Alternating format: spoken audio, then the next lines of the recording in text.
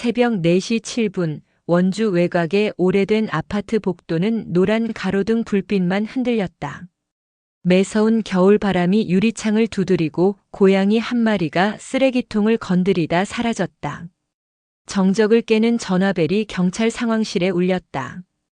112 상황실입니다. 수화기 너머 한 남자의 거친 숨소리. 저 아내를 다치게 했습니다. 아니, 죽였습니다. 지금 문막교에 서 있어요. 이제 끝내려고요. 뚝. 전화는 끊겼다. 직원들이 굳어버렸다. 신고자 위치 확인. 순찰차 12, 13 출동. 팀장이 외쳤다. 문막교 위 난간을 붙잡은 남자. 강도현 69세, 얼굴은 창백했고 눈물로 젖어 있었다. 파란 경광등 불빛이 강물에 반짝였다.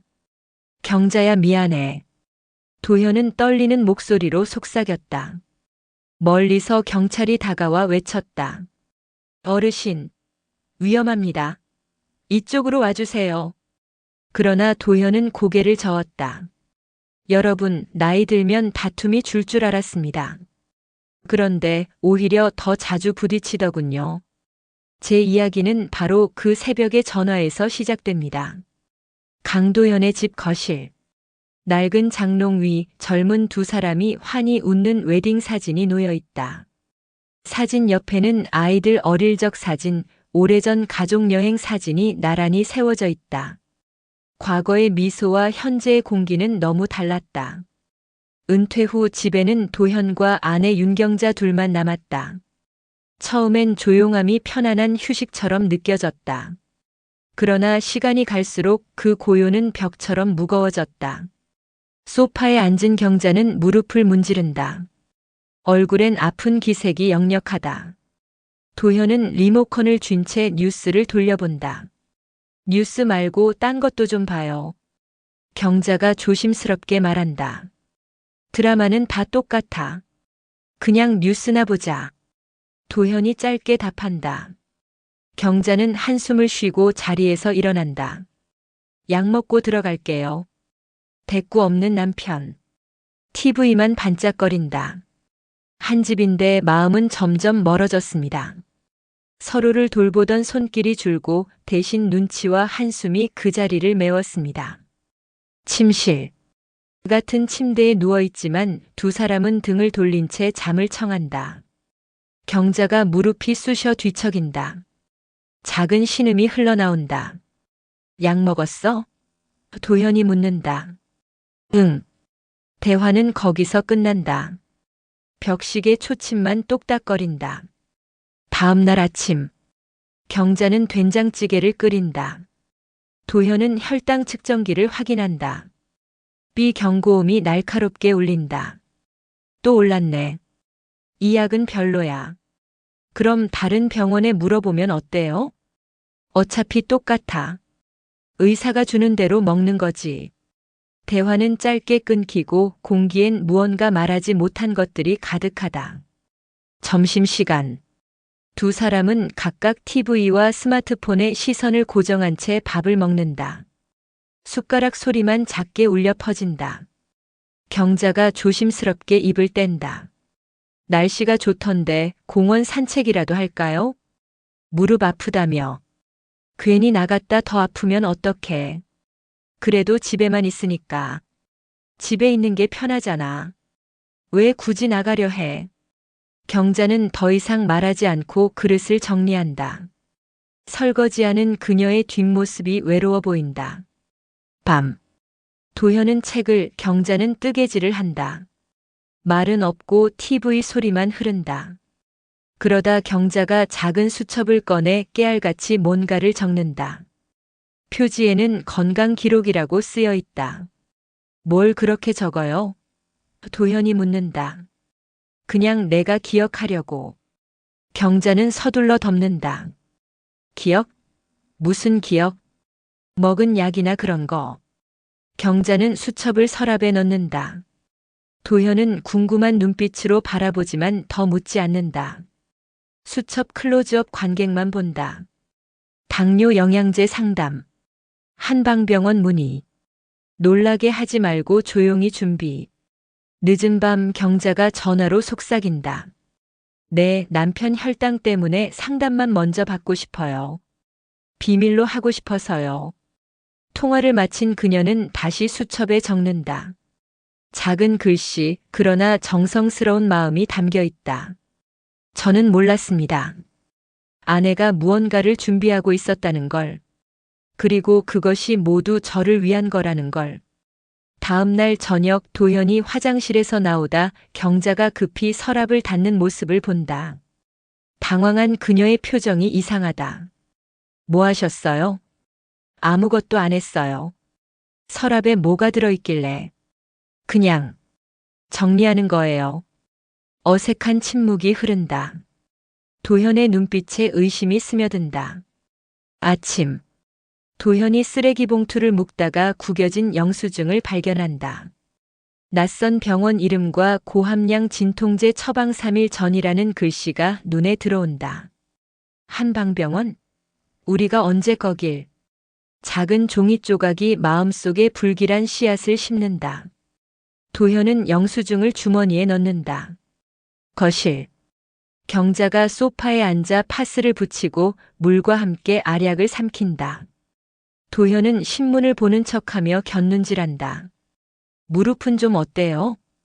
도현이 묻는다. 그럭저럭이요. 경자가 짧게 답한다. 약은 잘 듣고요. 먹을만해요. 혹시 한방병원에도 다녀봤어요? 경자의 손이 잠시 멈춘다.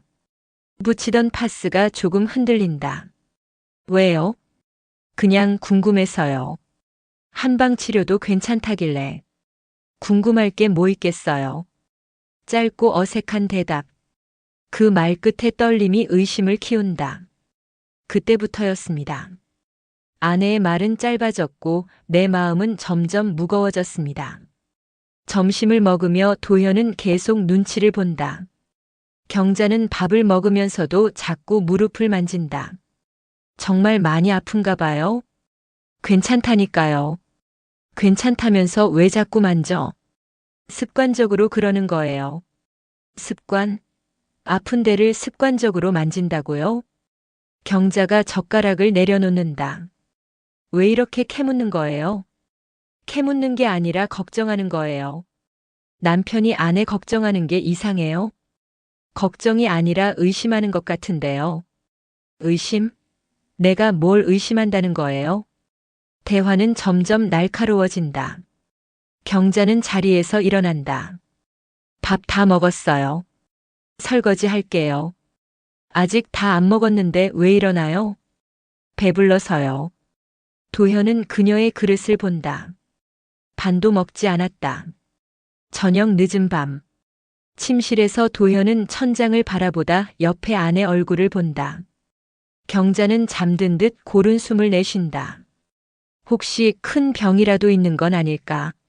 아니면 나한테 걱정 끼치기 싫어서 혼자 견디는 걸까? 정말로 무언가 숨기고 있는 걸까?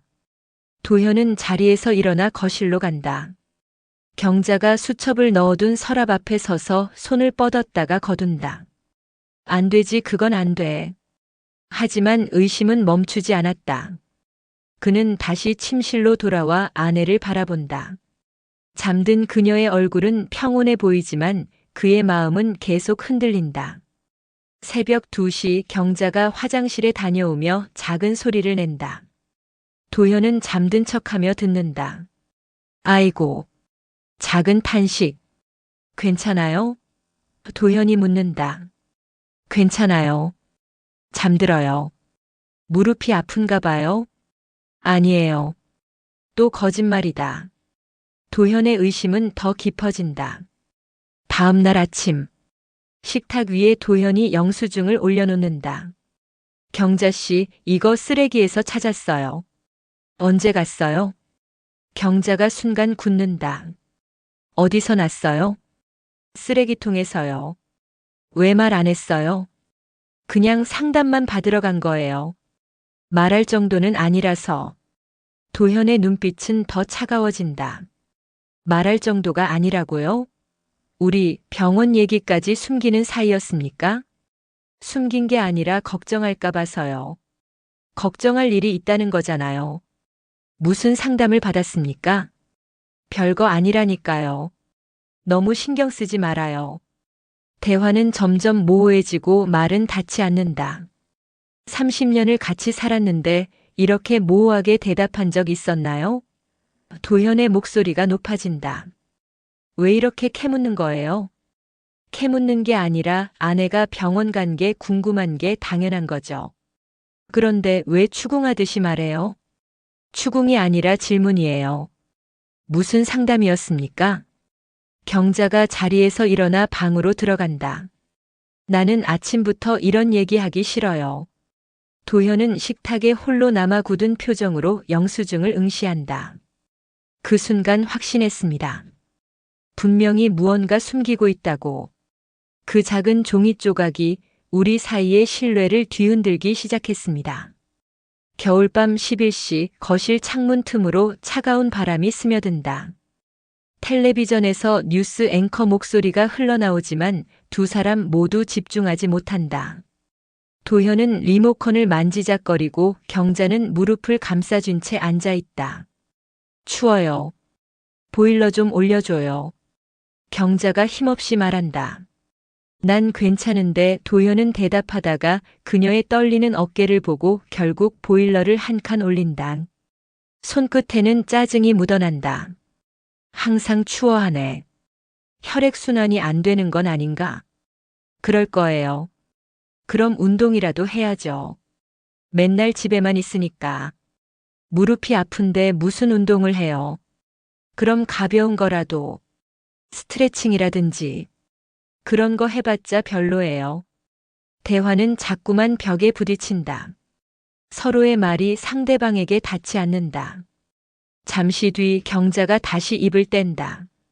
진통제 남은 게 있나요? 아마 다 떨어졌을걸요. 내일 바로 사올게요.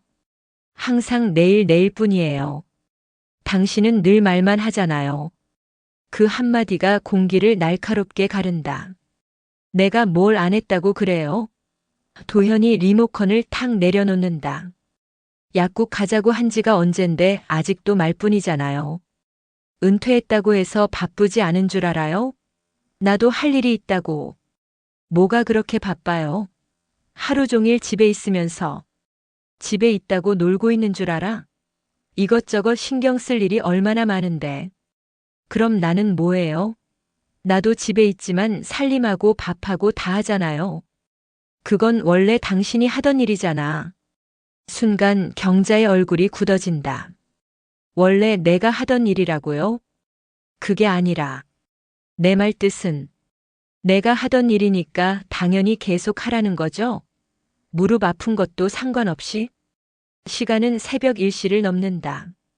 대화는 이미 말싸움이 되어버렸다. 피로와 서운함이 켜켜이 쌓여 작은 말도 폭탄처럼 폭발한다. 그런 뜻이 아니었어요. 그냥 뭐예요? 그냥 나 혼자 다 알아서 하라는 거죠? 당신도 좀 이해해줘요. 나도 힘들어요. 당신만 힘들어요? 나는 안 힘들어요? 말들이 서로를 핥히고 지나간다. 이해시키려는 말들이 오히려 상처만 남긴다. 잠시 정적이 흐른 뒤 도현이 다시 묻는다. 그 한방병원에서 뭐라고 했어요? 경자는 지친 표정으로 대답한다.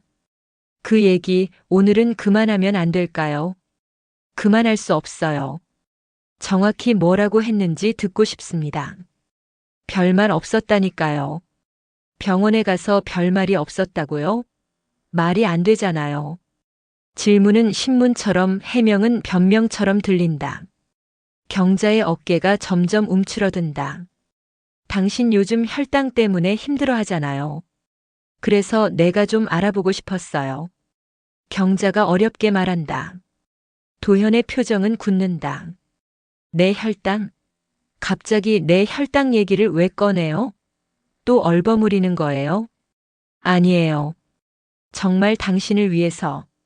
나를 위한다고요? 그런데 왜 숨깁니까? 왜 혼자 가요? 경자의 눈에 눈물이 맺힌다.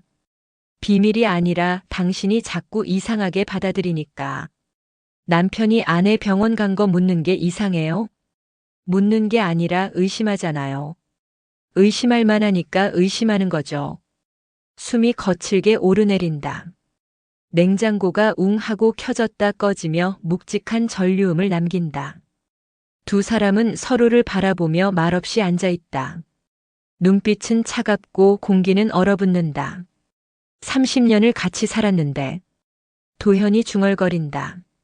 30년을 같이 살았는데 이렇게 서로를 못 믿게 됐네요. 경자가 눈물을 닦으며 말한다. 그 순간 깨달았습니다. 우리는 서로를 이해시키려는 게 아니라 이기려 하고 있었습니다. 사랑하는 사람과의 대화에서 이기고 지는 게 무슨 의미가 있을까요? 시계가 새벽 2시를 가리킨다. 하지만 누구도 먼저 포기하지 않는다. 쌓인 감정은 멈추지 않고 더 깊이 흘러갔다. 벽시계 초침이 새벽 2시 17분을 가리킨다. 정적 속에 경자가 진통제를 찾으려고 서랍을 급히 뒤지지만 남은 건 아무것도 없다. 통이 굴러떨어져 바닥을 구르며 통통 소리를 낸다. 약이 정말 없네. 경자의 목소리가 절망적으로 떨린다. 내가 며칠 전부터 사오자고 했잖아. 도현의 목소리엔 분노가 가득하다. 그럼 내 탓으로 돌리지 마요. 경자가 눈물을 글썽인다. 누구 탓이겠어? 우리 둘 다 잃은 게 많잖아. 도현이 소리친다. 잃은 게 많다니 뭘 잃었다는 거예요? 서로에 대한 믿음, 대화, 다 잃었잖아. 이제 당신은 나한테 병원 간 것도 숨기잖아. 경자가 흐느끼며 말하려 한다. 그게 아니에요. 당신을 위해서. 그러나 말은 끝까지 이어지지 못한다. 또 둘러대는 거야? 날 위해서라면서 왜 숨겨? 도현의 목소리는 이미 임계점을 넘었다. 그는 팔을 크게 휘둘러 뭔가를 강조하려는 순간 소파 옆 스탠드 조명이 그의 손에 걸려 흔들린다. 쨍그랑. 전구가 바닥에 떨어지며 산산조각이 난다. 흩어진 유리 파편이 불빛을 반짝이며 퍼진다. 경자는 놀라 뒷걸음질 친다. 그러나 발이 꼬이면서 중심을 잃는다. 뒤에 있던 거실 테이블 모서리에 머리를 강하게 부딪힌다. 쾅! 둔탁한 소리와 함께 경자가 바닥으로 쓰러진다. 거실은 순식간에 정적에 잠긴다. 경자씨? 경자씨. 도현은 다급하게 무릎을 꿇고 아내를 흔든다. 하지만 아무 반응이 없다. 그는 떨리는 손으로 맥박을 재보려 하지만 손끝이 얼어붙은 듯 움직이지 않는다. 눈앞이 아득해진다. 제발 눈 좀 떠요. 도현은 절규하며 휴대폰을 집어든다. 119를 누르고 주소를 말한다. 수화기 너머의 직원이 응급 지시를 내린다. 호흡과 의식을 확인하시고 가슴 압박을 시작하세요. 30회 후 인공호흡 2번. 도현은 떨리는 손으로 가슴 압박을 시작한다. 하나, 둘, 셋. 경자야 제발. 그의 눈에서 눈물이 쏟아진다. 하지만 아무리 반복해도 경자의 몸은 움직이지 않는다. 머릿속에서 단 하나의 생각만 맴돌았다. 내가 왜 오늘 고마워 한마디 못했을까? 왜 질문만 늘어났을까? 멀리서 사이렌 소리가 점점 가까워진다. 파란 불빛이 창문을 스친다. 그러나 도현의 시간은 이미 멈춰 있었다. 시계는 새벽 2시 17분에서 더 이상 움직이지 않았다. 구급차가 떠난 뒤 집은 다시 고요해졌다. 하지만 그 고요는 더 이상 평범한 정막이 아니었다. 바닥에는 여전히 깨진 유리 파편이 흩어져 있었고 벽시계는 새벽 2시 17분에 멈춰 있었다. 도현은 현관 앞에 서서 신발을 신으며 잠시 돌아본다. 장롱 위 웨딩 사진 속 젊은 두 사람의 미소가 흐릿한 불빛 속에서 그를 바라보고 있었다. 그는 집을 나선다. 겨울 공기는 칼처럼 매서웠고 하얀 입김이 허공에 번졌다. 어딘가 목적지가 있는 것도 아니었다. 몸은 걷고 있었지만 마음은 이미 무너져 있었다. 집을 나서는 순간 저는 이미 죽은 사람이었습니다. 몸만 남아 길 위를 헤매는 껍데기였죠. 원주 시내. 편의점 불빛이 새벽 거리를 어렴풋이 밝히고 있었다. 문을 열고 들어가려다 그는 발길을 돌린다. 계산대 앞에 서 있는 부부의 모습이 눈에 들어왔기 때문이다. 남편이 아내에게 이거 마실래? 라며 음료를 건네는 장면. 너무 평범해서 그래서 더욱 견디기 힘들었다. 24시간 식당 앞을 지나간다. 유리창 너머로 보이는 노부부가 따뜻한 국밥을 마주 앉아 먹고 있다. 할아버지가 할머니 그릇에 김치를 더 올려준다. 작은 배려, 그 소소한 행복이 도현의 가슴을 더욱 아프게 했다. 공원 벤치에 앉아 있자니 환청처럼 아내의 목소리가 들려왔다. 여기서 약 좀 사자던 날 기억나지? 이 벤치에서 잠깐 쉬었다 가자던 거. 도현은 고개를 감싸쥐고 눈을 질끈 감았다. 목 안에서 터져나온 울음은 차가운 공기에 섞여 사라졌다. 그는 주머니에서 구겨진 영수증을 꺼냈다. 손이 덜덜 떨렸다. 이 종이 조각 하나가 우리 대화를 이렇게 무너뜨릴 줄이야. 하지만 사실은 영수증 때문이 아니었어. 내가 묻지 못했고 그녀도 말하지 못했기 때문이었지. 새벽 5시, 하늘이 희끗희끗해진다. 도현은 길을 걸으며 지나가는 모든 것들을 바라본다. 출근하는 사람들, 신문을 배달하는 오토바이, 쓰레기를 치우는 환경미화원. 세상은 여전히 돌아가고 있었다. 카페 앞에서 한 젊은 부부가 다툰다. 왜 말 안 했어? 중요한 거잖아. 말하려고 했는데 기회가 없었어. 기회가 없었다고? 핑계 대지 마. 도현은 그 모습을 바라보며 속으로 외쳤다. 그만해, 그렇게 싸우지 마. 나중에 후회해. 말할 수 있을 때 말해. 하지만 그의 목소리는 들리지 않았다. 시간은 흘러 어느새 해가 떠올랐다. 겨울 햇살은 밝지만 차갑게만 느껴졌다. 도현은 발길을 문막교 쪽으로 옮겼다. 문막교 입구 오전 11시. 강물은 햇빛을 받아 반짝였다. 다리는 길게 뻗어 있었고 차들이 바쁘게 오갔다. 하지만 도현의 발걸음은 느렸다. 세상은 여전히 움직이고 있었어요. 사람들은 일터로 가고 웃으며 걸어가는데 제 시간은 새벽 2시 17분에 멈춰 있었죠. 다리를 건너던 한 고등학생이 전화를 받는다. 엄마, 늦어서 미안해. 친구들이랑 있다가 밥 먹을게. 사랑해. 짧은 통화였지만 그 안에 담긴 따뜻함이 도현의 마음을 무너뜨렸다. 문막교 중앙정오. 난간에 손을 올린다. 금속의 차가움이 뼛속까지 스며든다. 강물은 유유히 흘렀다. 경자야, 여기 물이 참 깨끗하네. 너도 이곳을 좋아했을 텐데. 점심 무렵 다리를 건너던 사람들이 스쳐 지나갔다. 한 중년 여성이 잠시 멈춰 그를 바라보았다. 괜찮으세요? 오래 서 계시던데 추운데 감기 조심하세요. 도현은 고개를 돌려 힘겹게 미소 지었다. 괜찮습니다. 고맙습니다.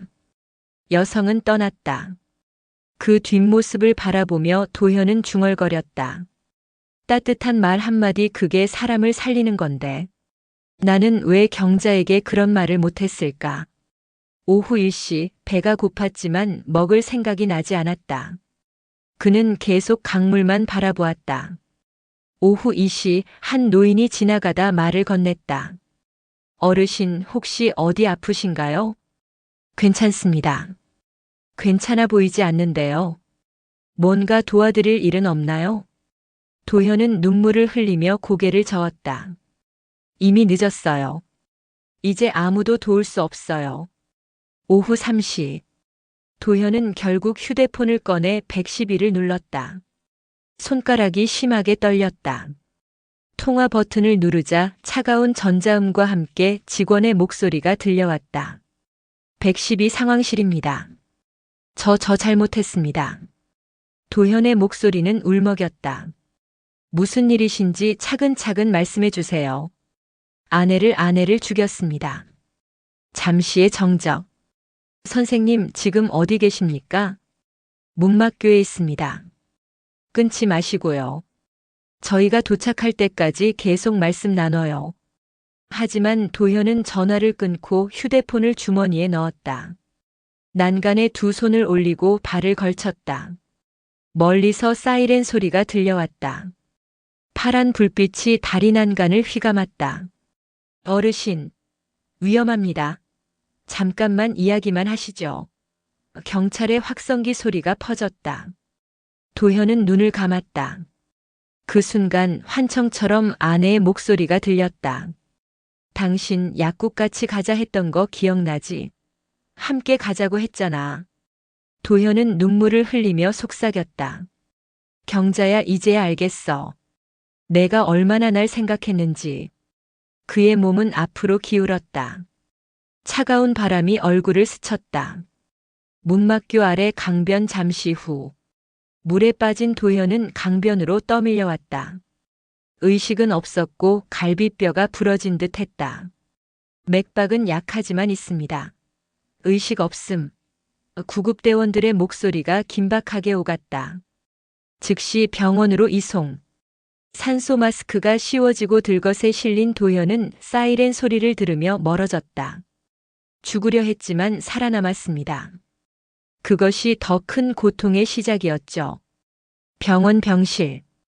도현은 하얀 붕대를 감은 채 침대에 누워 있었다. 갈비뼈 통증으로 숨을 고를 때마다 얼굴이 일그러졌다. 창밖에서는 겨울 햇살이 차갑게 흘러들어왔다. 문이 열리고 형사 2명이 들어왔다. 형사는 50대 중반, 40대 초반. 둘은 의자에 앉아 조심스럽게 말을 꺼냈다. 강도현 씨, 몸은 좀 어떠십니까? 살아있네요. 죽지도 못하고. 도현의 목소리는 공허했다. 몇 가지 여쭤볼 게 있습니다. 사건 당일 상황을 들려주실 수 있을까요? 도현은 눈을 감았다가 떨리는 목소리로 말했다. 제가 의심을 멈추지 못했어요. 쓰레기에서 영수증을 봤을 때부터였습니다. 아내가 뭔가 숨긴다고 생각했죠. 구체적으로 어떤 의심이었나요? 큰 병이 있는데 혼자 감당하려는 건 아닌가? 아니면 나 때문에 힘들어하는 건 아닌가? 그런 생각들이 머릿속에서 떠나지 않았어요. 형사가 고개를 끄덕인다. 부인과 대화를 시도해 보셨나요? 시도했죠. 하지만 질문은 신문이 되었고 그녀의 해명은 변명처럼 들렸어요. 서로를 이해하려던 게 어느새 이기려는 싸움이 되어버렸죠. 형사들은 서로 눈빛을 주고받더니 작은 수첩을 꺼냈다. 표지에 건강 기록이라고 적혀 있었다. 부인 물건에서 나왔습니다. 도현은 손을 떨며 수첩을 받았다. 첫 페이지를 펼쳤다. 정성스러운 글씨가 빼곡했다. 도현 혈당이 불안정. 좋은 영양제 찾기. 한방병원 상담. 내 무릎 진통제는 별거 아님. 도현 약이 우선. 도현의 눈이 커졌다. 그는 페이지를 넘겼다. 미리 말하면 걱정할까봐. 깜짝 선물로 준비하자. 짜증이 많아진 건 몸이 힘들어서다. 내가 이해하자. 도현이가 의심하는 눈빛으로 봐도 화내지 말자. 아픈 거니까. 도현의 손이 더욱 떨렸다. 다음 페이지. 한방병원 선생님 말로는 당뇨에 좋은 차가 있다고 함. 비싸지만 도현이 건강이 우선. 용돈 모아서라도 사주자. 도현이가 또 별거 아니야 할까봐 놀라게 해주고 싶어. 마지막 페이지에는 굵은 글씨가 적혀 있었다. 도현아, 고마웠어. 30년 동안 정말 행복했어. 아프다고 짜증내도 이해해줘서 고마워. 나도 더 잘할게. 도현은 수첩을 끌어안고 울부짖었다. 경자야, 넌 끝까지 날 위해 살았는데 난 끝까지 의심만 했구나. 형사가 조용히 말했다. 한방병원에도 확인해 봤습니다. 부인께서는 남편분의 당뇨 관리를 위해 상담을 받으셨더군요. 고함량 진통제가 처방된 건 상담 중에 무릎이 아프다고 하시니까 의사가 함께 처방해 준 거였습니다. 그리고 이것도 있었습니다. 형사가 작은 봉투를 꺼냈다. 부인 가방에서 나온 건데요. 봉투 안에는 비싼 한방차 티백들이 들어있었다. 스티커에는 당뇨의 특효라고 적혀 있었다. 이게 뭐예요? 부인이 남편분을 위해 준비하신 선물 같습니다. 한방병원에서 추천받으신 거라고 하더군요. 도현의 눈에서 눈물이 쏟아졌다. 경자가 이런 걸 준비하고 있었구나. 형사가 부드럽게 말했다. 부인께서는 남편분이 놀라고 기뻐하는 모습을 보고 싶어 하셨던 것 같습니다. 그래서 비밀로 준비하셨던 거죠. 놀라게 해주고 싶었다고. 도현이 중얼거렸다. 네, 한방병원 직원 말로는 남편이 깜짝 놀라면서 기뻐할 얼굴이 보고 싶다고 하셨다더군요. 도현은 손으로 얼굴을 감싸며 흐느꼈다. 난 왜 그때 고마워 한마디 못했을까? 왜 질문만 늘어났을까? 사건은 절차상 조사가 필요합니다만 정황상 부인의 죽음은 불의의 사고로 보입니다. 형사가 말했다. 사고든 뭐든 결국 내가 만든 결과입니다. 도현의 목소리는 울먹였다. 부인은 끝까지 남편분을 사랑하고 계셨습니다. 형사가 위로하듯 말했다. 사랑한다고 말할 수 있을 때 말했어야 했는데 그 쉬운 말을 왜 아꼈을까요? 형사가 수첩의 한 페이지를 펼쳐 보였다. 이것도 보세요. 도현이가 드라마는 다 똑같아라고 해도 화내지 말자. 원래 그런 사람이니까. 도현이 혈당 때문에 예민할 때 괜찮다고 다독여주자. 30년 동안 나를 사랑해준 도현이. 이제 내가 더 많이 사랑해주자. 병실의 정적 속에서 도현의 울음소리만 울려 퍼졌다. 그는 수첩을 가슴에 꼭 안고 이제야 진실을 마주했다. 여러분, 그 울음은 용서를 구하는 게 아니었습니다. 놓쳐버린 말들을 위한 통곡이었습니다. 고맙다, 사랑한다, 미안하다 그 쉬운 말들이 왜 그렇게 어려웠을까요? 한 달 후, 경찰서 조사실. 도현은 조사서 마지막 장에 서명한다. 손이 잠시 멈추더니 그는 펜 끝을 들어 한 줄을 더 쓴다. 묻지 못한 의심이 사랑을 무너뜨렸다. 말할 수 있을 때 말하라. 그 한마디가 생명을 살린다. 빈집 거실. 장롱 위에는 오래된 웨딩 사진이 여전히 놓여 있고 테이블 위에는 경자의 수첩과 한방차가 나란히 놓여 있다. 도현은 차를 우려 한 잔 마신다. 쓰지만 따뜻하다. 경자야, 이 차 정말 좋네. 내가 얼마나 정성스럽게 골랐는지 알겠어. 그는 수첩의 마지막 페이지를 다시 읽는다. 도현아, 고마웠어. 30년 동안 행복했어. 사랑해. 나도 사랑했어, 경자야.